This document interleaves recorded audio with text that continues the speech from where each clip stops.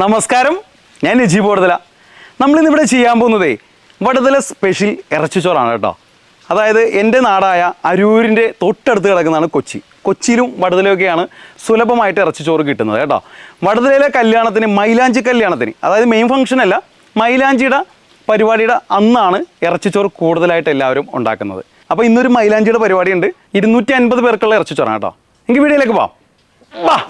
നമ്മൾ 27 കിലോ ഇറച്ചിയും അരി 27 കിലോനായിട്ട് എടുക്കുന്നത്. നമുക്ക് ബിരിയാണി അരി അല്ല എടുക്കുന്നത്, സാധാരണ നമ്മൾ വീടുകളിൽ ചോറ് വെക്കല്ലേ ആ അരിയാണ് കേട്ടോ എടുക്കുന്നത്. ഇത്തിരി വേവുള്ള അരി നോക്കിയെടുക്കണം, എന്നാലാണ് അത് കറക്റ്റ് ആവുള്ളൂ. ബിരിയാണി അരി ആകുമ്പോൾ ബിരിയാണി ആയി പോകല്ലേ. അപ്പോൾ നമുക്ക് ഇറച്ചിച്ചോറിന് ഈ അരിയാണ് ഇവിടെയൊക്കെ യൂസ് ചെയ്യുന്നത് കേട്ടോ. സാധാ അരി കേട്ടോ, നമ്മൾ വീട്ടിൽ ചോറ് വെക്കുന്ന അരിയേ. അപ്പോൾ നമുക്കൊരു 27 കിലോ ഇറച്ചിക്ക് ഒരു 6 കിലോ സവാള അരിഞ്ഞത് വേണം കേട്ടോ.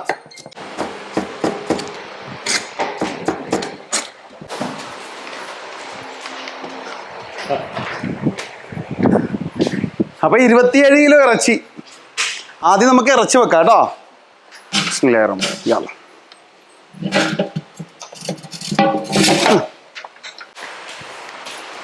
6 കിലോ സവാള അരിഞ്ഞത്.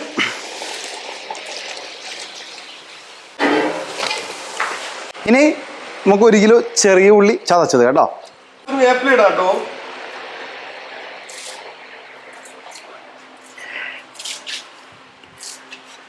അന്നാപ്പി വേപ്പിലിട്ട് കഴിഞ്ഞിട്ടുണ്ടെങ്കിൽ വേറെ ഒരു കൈപ്പുണ്യാണ് അല്ലേ.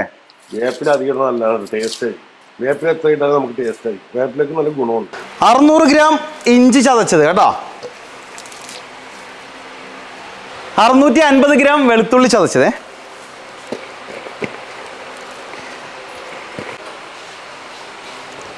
1 കിലോ പച്ചമുളക് കേട്ടോ, ഉണ്ടമുളകേ. ഒതുക്കൊന്നും വേണ്ട, ചുമ്മാ ഇട്ടാൽ മതി. 2.5 കിലോ തക്കാളി അരിഞ്ഞതും, ഒരു 300 മല്ലിയിലയും 250 പുതിന അരിഞ്ഞതും കേട്ടോ. 300 ഗ്രാം മല്ലിപ്പൊടി കേട്ടോ. നമ്മൾ കറികളുടെ അത്രയും വേണ്ട ഇറച്ചിച്ചോറിന് മല്ലിപ്പൊടി. മല്ലിപ്പൊടി കുറച്ചായിരിക്കും.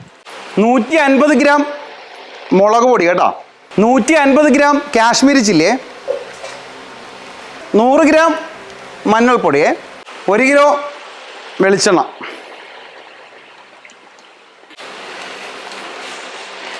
ഒരു 2 പിടി ഉപ്പ് കേട്ടോ. കല്ലുപ്പാണ് കേട്ടോ നമ്മൾ ചേർക്കുന്നത് കേട്ടോ.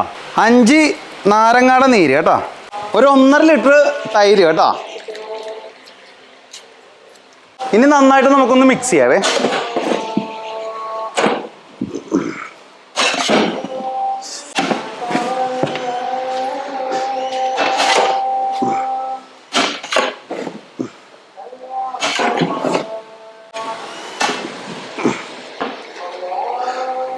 രണ്ട് പിടി ഗരം മസാല പൊടി കേട്ടോ. ഒരു 5 ലിറ്റർ വെള്ളമേ. ഇനി ഇറച്ചിച്ചോറിൻ്റെ പരുവത്തിൽ നമുക്ക് ഇത് വേവിച്ചെടുക്കാം കേട്ടോ. തീ കൊടുത്താൽ മതിയേ. നമ്മൾ അടുപ്പ് കത്തിക്കാൻ എടുക്കണതേ ഇവിടെ ഫ്രൈ ചെയ്യുന്ന എണ്ണയാണ് കേട്ടോ. ഒരു പ്രാവശ്യം ഫ്രൈ ചെയ്ത് കഴിഞ്ഞാൽ പിന്നെ നമ്മൾ അടുപ്പ് കത്തിക്കാൻ എടുക്കുകയുള്ളൂ. പിന്നെ ആരെങ്കിലുമൊക്കെ വള്ളത്തിൽ തേക്കാൻ വേണ്ടി, വള്ളം ഉണ്ടല്ലോ, വള്ളത്തിൽ തേക്കാൻ വേണ്ടി ചോദിക്കും, അവർക്കൊക്കെ കൊടുക്കും. ഒറ്റ പ്രാവശ്യം യൂസ് ചെയ്യാൻ പാടില്ല കേട്ടോ. നമ്മൾ ഇറച്ചിച്ചോറുണ്ടല്ലോ തേങ്ങാപ്പാലാണ് കേട്ടോ വേവിച്ചെടുക്കുന്നത്. സാധാരണ തേങ്ങാപ്പാൽ അങ്ങനെ ആരും ചേർക്കാറില്ല, പക്ഷെ തേങ്ങാപ്പാൽ വെന്ത് വരുമ്പോൾ അതിന് പ്രത്യേക ഒരു ടേസ്റ്റ് ആണല്ലോ. അതുകൊണ്ട് അതാണ് വടുതല സ്പെഷ്യൽ ഇറച്ചിച്ചോറ് എന്ന് പറഞ്ഞത്. തേങ്ങാപ്പാൽ ചേർക്കും. അപ്പോൾ ഒരു 20 തേങ്ങയുടെ പാലാണ് ചേർക്കുന്നത്. 27 കിലോ അരിയാണ് കേട്ടോ. അപ്പോൾ 250 പേര് ലാവിഷായിട്ട് കഴിച്ചോളും കേട്ടോ. അപ്പോൾ 20 തേങ്ങ സെറ്റ് ആയിക്കൊണ്ടിരിക്കുകയാണ്. നമ്മളെ അന്നാപ്പി തേങ്ങ ഉടച്ചോണ്ടിരിക്കുകയാണേ. ആ,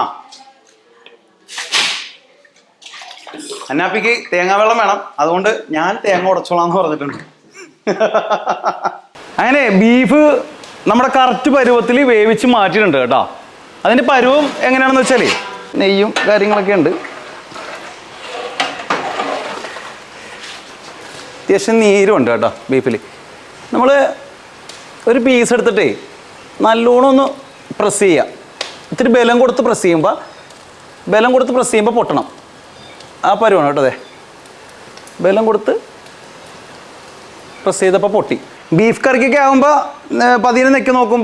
പതിയെ നെക്കുമ്പോൾ പൊട്ടിയിട്ടുണ്ടെങ്കിൽ അത് കറക്റ്റ് വരുമോ. ഇത് ഇറച്ചിച്ചോറിന് നല്ലോണം ഇത്തിരി ബലം കൊടുത്ത് നെക്കി പൊട്ടിക്കുക കേട്ടോ. അതാണ് പരുവം കേട്ടോ. ഇപ്പോൾ ആ ഒരു കണ്ടീഷനിൽ കിടക്കുകയാണ്. അപ്പോൾ ഇനി റൈസിൻ്റെ പരിപാടിയിലേക്ക് പോയാണ് കേട്ടോ. ഇറച്ചിച്ചോറിന് ചാക്കരിയാണ് എടുക്കണം, അഥവാ നമ്മുടെ സാധാരണ ചോറ് വെക്കുന്ന അരി കേട്ടോ. ആ അരിക്ക് ഒരു പാത്രം അരിക്ക് 2.5 പാത്രം വെള്ളം വേണം.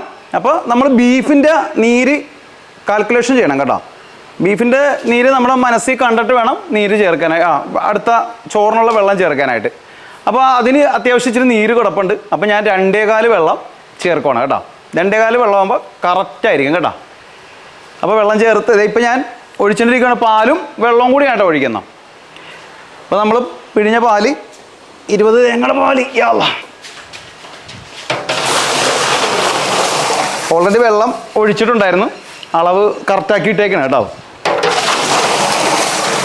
അപ്പോൾ കറക്റ്റ് വെള്ളമാണ് 2.25 വെള്ളം വെച്ച് കേട്ടോ. ഒരു പാത്രത്തിന് 2.25 വെള്ളം വെച്ച്. വീടുകളിൽ ചെയ്യുമ്പോൾ ക്വാണ്ടിറ്റി കുറയുമ്പോൾ ഇത്തിരി വെള്ളം കൂട്ടി വെക്കേണ്ടി വരും കേട്ടോ. ക്വാണ്ടിറ്റി കൂടുന്തോറും വെള്ളത്തിന് ചെറിയ അളവിന് വ്യത്യാസം വരും. അതേപോലെ തന്നെ ബീഫിന് നീരുണ്ടെങ്കിൽ അതിനും ഇതിൻ്റെ വെള്ളത്തിന് നീരിന് വ്യത്യാസം വരും കേട്ടോ. കല്ലുപ്പ് ആവശ്യത്തിന്. മസാല ഐറ്റം ഏലക്ക, കറുവാപ്പട്ട, തക്കോലം, ഗ്രാമ്പു, കുരുമുളക് കേട്ടോ. വലിയ ജീരകം കേട്ടോ, ഒരു 2.5 പിടി. 100 ഗ്രാം മല്ലിയില കേട്ടോ. കുറച്ച് കറിവേപ്പില പൊടി. പിന്നെ നമുക്കിപ്പോൾ ഒപ്പത്തിനൊപ്പമുള്ള നമ്മൾ ഇറച്ചി എടുത്തേക്കണം. അതായത് അരി 27 കിലോ, ഇറച്ചി 27 കിലോ. ഇതിപ്പോൾ 20 കിലോ ഇറച്ചിയെടുത്ത് 27 കിലോ റൈസിലും ഒക്കെ പറ്റും കേട്ടോ. അപ്പോൾ ബീഫ് കാണാനായിട്ട് എല്ലായിടും ഉണ്ടാവില്ല. ഇതാകുമ്പോൾ ഒപ്പത്തിനൊപ്പം ആകുമ്പോൾ നമുക്ക് അത്യാവശ്യം ബീഫ് ഉണ്ടാവും അതിൻ്റെ അകത്ത്.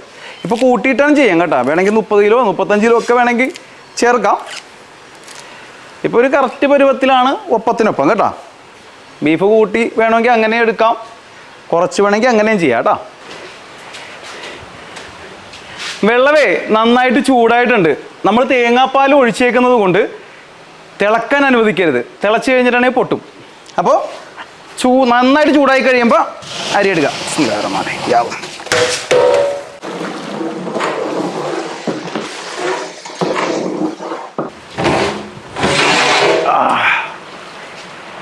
ബീഫ് ഇടാനുള്ള പരുവായിട്ടുണ്ട് കേട്ടോ. അതായത് വെള്ളം മേളിൽ നിൽക്കുന്ന പരുവത്തിലിടണം. എന്നാലാണ് റൈസിനൊക്കെ ആ കളർ, നാച്ചുറലായിട്ടുള്ള കളർ കിട്ടുള്ളൂ കേട്ടോ. മൊത്തത്തിൽ കളർ കിട്ടണമെങ്കിൽ ഈ ഒരു ടൈമിൽ ഇടണവേ.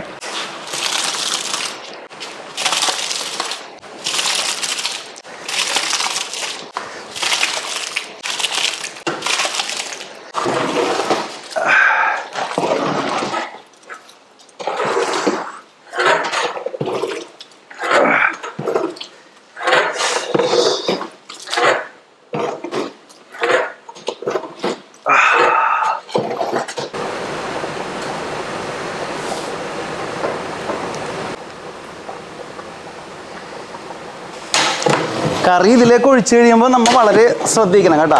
അടി കൊള്ളാതെ നോക്കണം. കാരണം ഇതിനരപ്പുള്ളത് കൊണ്ട് പെട്ടെന്ന് അടി കയറി പിടിക്കും. അപ്പോൾ ഒരു നോർമൽ തീയിലാണ് ചെയ്യാൻ പാടുള്ളൂ. ഒരുപാട് തീയിട്ട് കഴിയുമ്പോൾ പണി പാളും. കാരണം അടി പിടിച്ച് ചെറുതായിട്ടൊന്ന് പിടിച്ചാൽ തന്നെ ഇറച്ചിക്കറി ആ ഇറച്ചിച്ചോറിൻ്റെ ആ ഒരു ടേസ്റ്റ് തന്നെ മാറിപ്പോകും കേട്ടോ. ചെറിയ പിടുത്തം പോലും ഇതിന് പാടില്ല കേട്ടോ. നമുക്ക് ബിരിയാണിക്കൊക്കെ ദം ചെയ്ത് കഴിയുമ്പോൾ ഒരു ചെറിയ പിടുത്തമൊന്നും പ്രശ്നമില്ല. ചെറിയ പിടുത്തമാകുമ്പോൾ ഒരു ടേസ്റ്റാണ്. എന്നാൽ ഒരു ചെറിയ പിടുത്തം വന്നാലാണ് ആ ബിരിയാണിക്കൊക്കെ ദം ചെയ്ത് ചെറിയ പിടുത്തം വരുമ്പോൾ ആ ബിരിയാണിക്ക് ഒരു പ്രത്യേക ടേസ്റ്റ് ആയിരിക്കും കേട്ടോ. പക്ഷേ ഇറച്ചിച്ചോറിന് പണി, കാരണം നന്നായിട്ട് അറിയും. അപ്പോൾ റൈസിൻ്റെ താഴെ നീര് വന്നിട്ടുണ്ട്. അപ്പോൾ നമ്മൾ തീ ഒന്ന് പതിയെ മാറ്റി കൊടുക്കാം കേട്ടോ.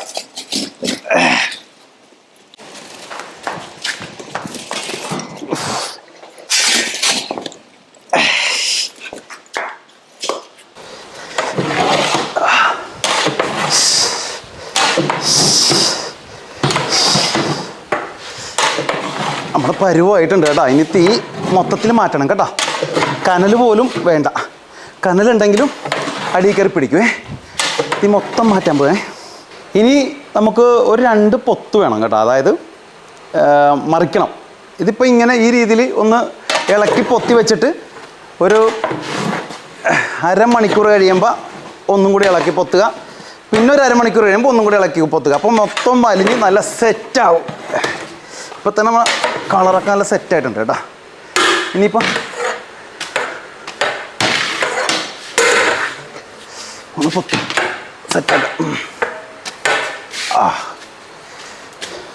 ചട്ടത്തിന് തന്നെ ഇങ്ങനെ പൊത്തി വിട്ടാൽ മതി കേട്ടോ.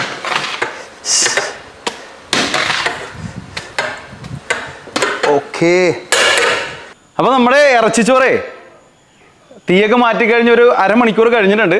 ആദ്യത്തെ ഇളക്കിപ്പൊത്താണ് കേട്ടോ. നമുക്കൊന്ന് തുറക്കാം. എപ്പോഴും വേർപ്പ് വെള്ളം ഇതിൻ്റെ അകത്ത് വീഴാത്ത രീതിയിൽ മൂടി ഇങ്ങനെ കാണിച്ച് കഴിഞ്ഞത് വേർപ്പ് വെള്ളം ഇങ്ങനെ എടുക്കണം. ഇവിടെ കളഞ്ഞിട്ട് വേണം അതിൻ്റെ ഉള്ളിൽ വീഴരുത് ഒരു കാരണവശാലും. അപ്പോൾ നമുക്കൊന്ന് ഇളക്കാം. അടിയിലത്തെ ചോറ് മേളി വന്ന രീതിയിൽ. ആഹാ, തന്നെ നല്ല സെറ്റായി കിടക്കുക കേട്ടാ. ജലാംശമൊക്കെ വലിഞ്ഞ കേട്ടോ. അപ്പോൾ നമ്മുടെ ക്യാമറമാനായ സുഹൈലിന് പോകാൻ ടൈമായിട്ടുണ്ട്. അപ്പോൾ നമ്മൾ ആദ്യത്തെ പൊത്തിൽ തന്നെ ടേസ്റ്റ് ചെയ്യാൻ വേണ്ടി പോകാം കേട്ടോ. ഇനി ഒരു പൊത്ത് കൂടി ഉണ്ട് കേട്ടോ. ഈ ബീഫ് എടുത്തിട്ട് ഉടഞ്ഞിട്ടും ഇല്ലതെ ആയി കണ്ടാ, നല്ല കിണ്ണം പരുവത്തി കിടക്കാൻ. ഇറച്ചിച്ചോറിൻ്റെ സൈഡില്ലേ അത് വിനാഗിരി കച്ചമ്പറുണ്ടല്ലോ, സുർക്കയുടെ കച്ചമ്പറും തൈര് പറ്റില്ല, അത് കോമ്പിനേഷനല്ല. അതിൻ്റെ കൂടെ നമ്മുടെ പുളിങ്കറി. ഇത് കണ്ട നല്ല സ്വയംഭം പുളിങ്കറിയാണ് കേട്ടോ. കണ്ടില്ലേ, നല്ല പഞ്ഞി പോലത്തെ ചോറും നല്ല പഞ്ഞി പോലത്തെ ബീഫും. ആഹാ, അന്തസ്.